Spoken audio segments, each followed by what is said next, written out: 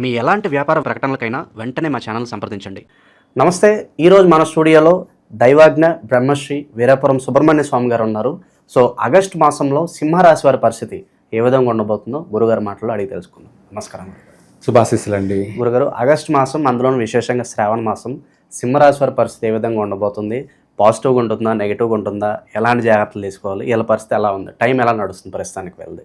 పాపం సింహరాశి వాళ్ళ గురించి తలుచుకుంటే నాకు చాలా బాధేస్తుంది. ఎందుకంటే ప్రతి విషయాలలో వ్యతిరేకతలు అధికంగా ఉన్నాయి.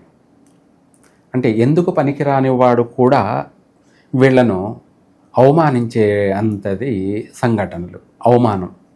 అంటే ఎక్కడ పోయినా ఏ కార్యక్రమంలో ప్రతి విషయాల్లో కూడా వీళ్ళకు అవమానాలే, పరువు నష్టం ఎక్కువగా జరుగుతుంది, అధికంగా ఉన్నాయి. అందుకనేసి ఈ రాశి వాళ్ళు ఎక్కువ శాతం మౌనంగా ఉండడం చాలా మంచిది. మౌనమే వీళ్లకు శ్రీరామ రక్ష. తక్కువ మాట్లాడి ఎక్కువ పని చేస్తే బెటర్. ఎందుకంటే కాలం కలిసి రానప్పుడు ఎంతటి వాడైనా సరే, షట్చక్రవర్తులు, ఆ శ్రీరాముడు కావచ్చు, హరిశ్చంద్రుడు కావచ్చు, అలాగే ధర్మరాజు కావచ్చు, ఇలా చెప్పుకుంటూ పోతుంటే మొత్తం ఎంతోమంది పురూరు చక్రవర్తులందరూ కూడా దేశభ్రష్టులే అయిపోయారు. అటువంటి పరిస్థితులు అన్నమాట. శ్రీరాముడు చక్రవర్తి, కానీ అడవుల్లోకి వచ్చి అడవుల్లో కాపురం ఉండాల్సిన పరిస్థితి వచ్చింది. పండ్లు, కాయలు, కందగడ్డలు తిని బతకాల్సిన పరిస్థితి వచ్చింది. ఆ పరిస్థితి ఊహించుకుంటే ఏంటి? మాటకి మనం ఇప్పుడు ఒక గంట బయట ఉండాలంటే దోమలు కలిసి చంపేస్తాయి. అటువంటి పరిస్థితి. మరి అటువంటి దేశాన్ని రూల్ చేసే అటువంటి చక్రవర్తి అడవుల్లో వచ్చి బ్రతకాల్సిన పరిస్థితి ఏమిటి? ఆయనకు అవసరమా? ధనం ఉంది, ప్రజాబలం ఉంది, మొత్తం అడుగు కింద పెడితే కందిపోకుండా అప్పట్లోనే కార్పొరేట్ మ్యాటర్ అన్నట్టుగా వాళ్ళకు పూలను పరిచయం. మరి పరిస్థితి ఏంటి? అది ఏదైనా సరే చెప్పి రాదు, ఏదైనా కానీ మనం జాగ్రత్త ఉండాలి. ఆ జాగ్రత్త ఏమిటి అంటే ముందు దైవానుగ్రహాన్ని సంపాదించుకుంటే మనకు అంత కష్టం రావాల్సింది స్వల్పమైనటువంటి సమస్యతో బయటపడతాం. అంటే తప్పించుకు తిరుగువాడు ధన్యుడు సుమి అన్నట్టుగా వీళ్ళు సేఫ్గానే రావాల్సిన ప్రమాదం కాస్త చిన్నగా వైదొలిగిపోతుంది. అంటే వాళ్ళు సుఖంగానే ఉండాలి అని కూడా నా కోరిక. సింహరాశి వాళ్ళు అంటే ప్రతి విషయాల్లో వీళ్ళకు వ్యతిరేకత లేదు, ఎక్కువగా ఉన్నాయి. కొద్దిగా ఏదన్నా పాజిటివ్ పర్వాలేదు అని చెప్పాలంటే ఏం చెప్పాలి? 100% లేదు. లగ్నంలో కుజుడు, కేతువులు, 12వ ఇంట గ్రహాలు అనుకూలం లేవు, లగ్నంలోనూ అనుకూలం లేవు. ఎక్కువగా ఈ రాశి వాళ్ళకి ఆరోగ్య సమస్యలు అధికంగా ఉన్నాయి, ప్రమాదాలు జరిగే అవకాశాలు ఉన్నాయి. బోన్స్ అంటే బ్రేక్స్ అయ్యే అవకాశం, అంటే ఎముకలు ఇరిగేటువంటి సమస్యలు. మనకు ప్రమాదాలు జరగలేదు అనుకోండి, అనవసరంగా ఏదో దానంతట అదే వచ్చి సమస్య పడే అవకాశం ఉంది. పండ్లు పుచ్చడం దానివల్ల బాధ, తలకు సంబంధించినటువంటి దీర్ఘకాలికమైనటువంటి పెయిన్, బాధలు, లేదా ప్రమాదాలు జరిగే అవకాశాలు ఎక్కువగా ఉన్నాయి. వీటన్నిటి నుంచి మనం తప్పించుకోవడానికి మనము అనునిత్యం దైవారాధన, అంటే దైవ దర్శనం చేసుకోవడమే శుభప్రదము. నూతన వ్యాపారాలు కావచ్చు, ఉద్యోగ ప్రయత్నాలు, ఇవి సఫలీకృతం అవడానికి ఎంత టైం పట్టవచ్చు అంటారు గురుగారు? మంచి విషయమే మీరు అడిగింది. ఏదైనా సరే కొత్తగా ఏదైనా వ్యాపారాలు చేయాలనుకున్నారనుకోండి, అంటే వాళ్ళ దగ్గర డబ్బు ఉండొచ్చు, ఎందుకంటే గతం సంపాదించింది ఏదైనా ఉండొచ్చు, లేదంటే అప్పు చేసి పెడుతున్నారనుకోండి, చెయ్యొద్దు. అప్పు చేసి పెట్టాల్సిన అవసరమూ లేదు. రెండోది, ఉన్న డబ్బును పోగొట్టుకోవాల్సిన అవసరం లేదు. ఎటువంటి వ్యాపారాలు ఈ మాసంలో చేయొద్దు. ఏదైనా కావాలంటే అవసరమైతే కష్టపడి పని చేసుకోండి, లేదంటే జాబ్ చేసుకోండి. అంటే నెల సాలరీ, నెలబొద్దు జీతం వస్తుంది, పని చేస్తే జీతం వస్తుంది. అంతేగాని మనం ఉన్నదాన్ని పోగొట్టుకోము కదా, ఉన్నదాన్ని కాపాడుకోవాలి.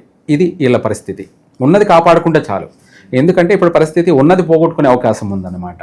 అందుకనేసి తెలివిగా వ్యవహరించుకోవాలి. దాంతోపాటు ప్రతిరోజు ప్రతినిత్యం దైవ దర్శనం చేసుకుంటూ ఉండాలి, అదే కాపాడుతుంది. నూతన వ్యాపారాలు చేయొద్దు. స్త్రీల వల్ల ఏమైనా ఇబ్బంది ఉందా? స్త్రీల వల్ల ధన నష్టం కావచ్చు, పరువు నష్టం కావచ్చు, సమాజంలో పేరు చెడిపోవడం ఇలాంటివి ఏమైనా కనిపిస్తుంది? ఇందాక అదే కదా అన్నాను, పరువు నష్టం అనేది అదే స్త్రీల వల్లే వస్తుందంటారా? ఉంది. దానివల్ల చాలా పెద్ద సమస్యలు ఉన్నాయి స్త్రీల వల్ల. సింహరాశి వాళ్ళ స్త్రీలు అయితే పురుషుల వల్ల స్త్రీలకు నష్టము, అలాగే సింహరాశి వాళ్ళు పురుషులు అయితే స్త్రీల వల్ల నష్టము. ఆ నష్టం ఏంటి అంటే చాలా చాలా చాలా అంటే ఉన్న ధనము పోతుంది, ఆర్థికంగా ఇదవుతుంది. తర్వాత మళ్ళీ గొడవలు, కొట్లాట్లు, ప్రమాదాలు, గాయాలు, మళ్ళీ వీయే కాకుండా పరువు ప్రతిష్టలకి భంగం, నష్టం జరుగుతుంది. వాటితో పోవడమే కాకుండా మళ్ళీ పోలీస్ స్టేషన్లు, కోర్టు తగాదాలు, ఎటు చూసినా కూడా అందరితోనూ ఎందుకు పనికిరాని వాడు కూడా వీళ్ళని చూస్తే తిడతాడు. అంటే అటువంటి అదన్నే టైం అంటే. సో ఇన్ని వ్యతిరేక ఫలితాలు ఉన్నాయి కాబట్టి దైవబలం పెంచుకోమని చెప్పారు. అవును. సరే, మరి దైవబలం ఎలా పెంచుకోవాలని చెప్పి చాలా మందికి అనుమానం వస్తుంది. అవును. సో బెస్ట్ వే ఏంటంటారు దైవబలం పెంచుకోవడానికి? చెప్తాను. మంచి వీళ్ళకు బాగుపడడానికి 100% మంచి పరిష్కార మార్గం తెలియచేద్దాం. అంతేకాకుండా విదేశాలకు వెళ్ళాలనుకున్న వాళ్ళు ఈ నెల ప్రయత్నం చేయకపోవడం మంచిది. రెండోది, ఏదైనా వచ్చినా కూడా దాన్ని ఏదన్నా పోస్ట్ పోన్ చేసుకొని తర్వాత వెళ్ళడం మంచిది. ఈ మాసంలో వెళ్తే అక్కడ స్థిరపడలేరు, మళ్ళీ రిటర్న్ రావాల్సిందే. అందుకనేసి వీళ్ళు ఇప్పుడు ఉద్యోగం చేస్తున్నారు, ఆ ఉద్యోగాన్ని కాపాడుకోవాలి, ఆ ఉన్న ఉద్యోగమే పోయే పరిస్థితులు ఉన్నాయన్నమాట. కాబట్టి ప్రతి దాంట్లో ఆచితూచి అడుగు వేయాలి. ఆలోచన వ్యవహారం కూడాను సొంత నిర్ణయాలు తీసుకోకుండా అనుభవజ్ఞులైనటువంటి పెద్దవాళ్ళని, మంచి వాళ్ళని సలహా తీసుకోవడం మంచిది. ఎందుకంటే వాళ్ళ సొంత ఆలోచనలు వాళ్ళకు పనిచేయవు, రివర్స్ అవుతాయి అన్నమాట. అందుకనేసి ఒక సలహా అనేది కావాలి. ఆ సలహా ఏంటంటే మంచి వాళ్ళని సలహా తీసుకోవాలి. ఎవరిని పడితే వాళ్ళని అడిగామనుకోండి, వీడి సమస్య అనేది వీడే కాకుండా ఇంకా కొత్త సమస్య తెచ్చుకొని నెత్తినేసుకునే అవకాశం ఉంది.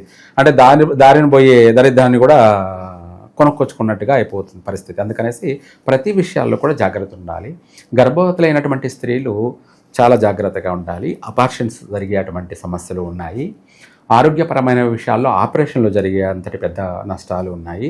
ఒక మాట చెప్పాలంటే అన్ని విధాలు కూడాను కుటుంబ కలహాలు అధికంగా ఉన్నాయి. భార్యాభర్తల మధ్య తరచూ తగాదాలు, వాటి వల్ల పెద్ద ఎంతవరకైనా నష్టాలు జరిగే అవకాశం ఉంది. అన్నదమ్ముల మధ్య భేదాభిప్రాయాలు, తల్లి బిడ్డల మధ్య కూడా భేదాభిప్రాయాలు, ఇటువంటి అన్ని సమస్యలు ఉన్నాయి. కాబట్టి ఈ శ్రావణ మాసంలో ఈ సింహరాశి వాళ్ళకి ఒక మంచి పరిష్కార మార్గం తెలియచేద్దాం. ఈ రాశి వాళ్ళు ఈ శ్రావణ మాసంలో 15 రోజులు అమావాస్య అయిపోయినాక మరుసటి రోజు నుంచి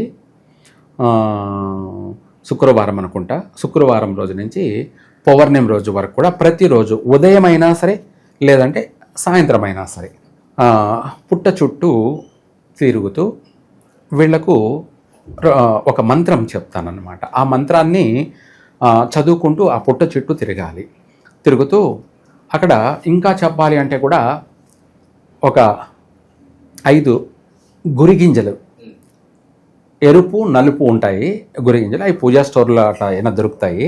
గురిగింజల్ని 5 గురిగింజల్ని తీసుకొని అవి పట్టుకొని వాళ్ళు తడి బట్టలతో అయినా సరే లేదంటే పొడి బట్టలైనా పర్వాలేదు, వాళ్ళు చుట్టూ తిరుగుతూ పుట్ట చుట్టూ ఒక్కొక్క ప్రదక్షిణ చేసుకొని వస్తూ ఆ ప్రదక్షిణ చేస్తున్నప్పుడు ఓం కర్కోటకాయ విద్మహే మమ ఐశ్వర్య ప్రదాయ ధీమహి అంటే ఆ కర్కోటకుడిని ఐశ్వర్యాన్ని మనకు ఇమ్మని అడుగుతున్నాం. ధీమహి అంటే ఇమ్మని.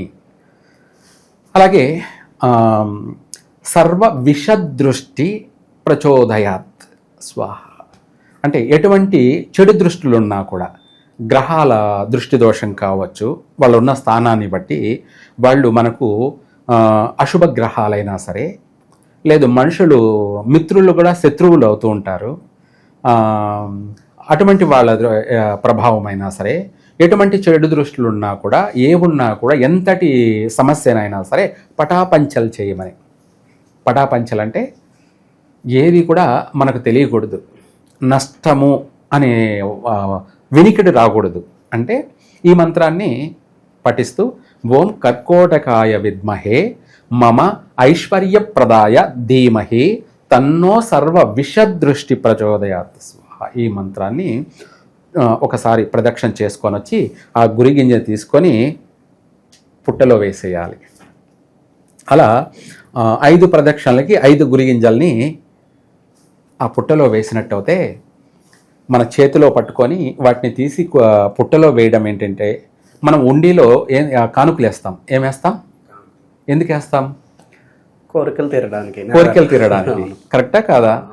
అంతకంటే భయంకరమైనటువంటి కోరికలైనా సరే, జన్మ జన్మల నుంచి మన పెండింగ్ పడినటువంటి కోరికలైనా 100% తీరుతాయి.